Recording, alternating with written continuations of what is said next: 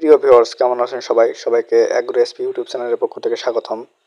তো আপনারা ইতিমধ্যে দেখেছেন যে আমি খিরাই চাষাবাদের জন্য জমি চাষ শুরু করে দিয়েছি। তো এই চাষকৃত জমি শোধনের জন্য আমি এখন কিছু রাসায়নিক সার ইউজ করব, যেগুলোর পরিচিতি আমি আপনাদের সামনে পর্যায়ক্রমে তুলে ধরছি।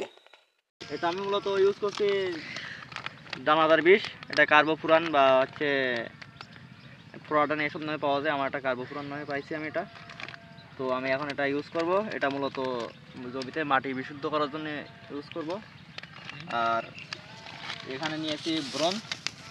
বোরন হচ্ছে মূলত গাছের ফুল এবং ফল ধারণ ক্ষমতা বৃদ্ধি করে। এটাই হচ্ছে বোরনের আসল কাজ। তাছাড়া এটা যে পাতার কিনারা পড়ে যায়, এই রোগে হচ্ছে স্প্রে করলে খুব কার্যকরী ফল পাওয়া যায়। আর এটা মূলত জিপসাম। আমি জিপসাম নিয়েছি এই কারণে যে আমাদের এখানে গরমের সময় খুবই জলের সংকট দেখা দেয়। তো দেখা যাচ্ছে যদি আমার কখনো নোনা জল ইউজ করা লাগে, সেক্ষেত্রে নোনা কাটানোর জন্য জিপসাম সার কাজ করবে। এই কারণে জিপসাম নিয়ে আসছি।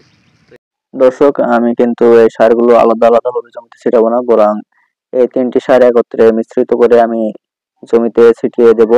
তার জন্য আমি প্রথমে নিলাম কার্বোফুরান, এরপর যেটা নিচ্ছি এটা হচ্ছে বোরন সার। প্রত্যেকটা প্যাকেট থেকে অর্ধেক করে নিব। প্রথমে অর্ধেকটা কার্বোফুরান নিয়েছি, এখন নিয়েছি অর্ধেকটা বোরন। এবার নেব এখান থেকে জিপসাম। জিপসাম সার প্যাকেটের অর্ধেক পরিমাণ নিয়ে নেব। এভাবে অর্ধেক অর্ধেক করে নিচ্ছি, তার কারণটা এই যে আমি যদি পুরাটাই একবারে নিই তাহলে কিন্তু জমিতে ছিটানোর সময় কোথাও বোরন সার বেশি পড়বে, কোথাও জিপসাম বেশি পড়বে।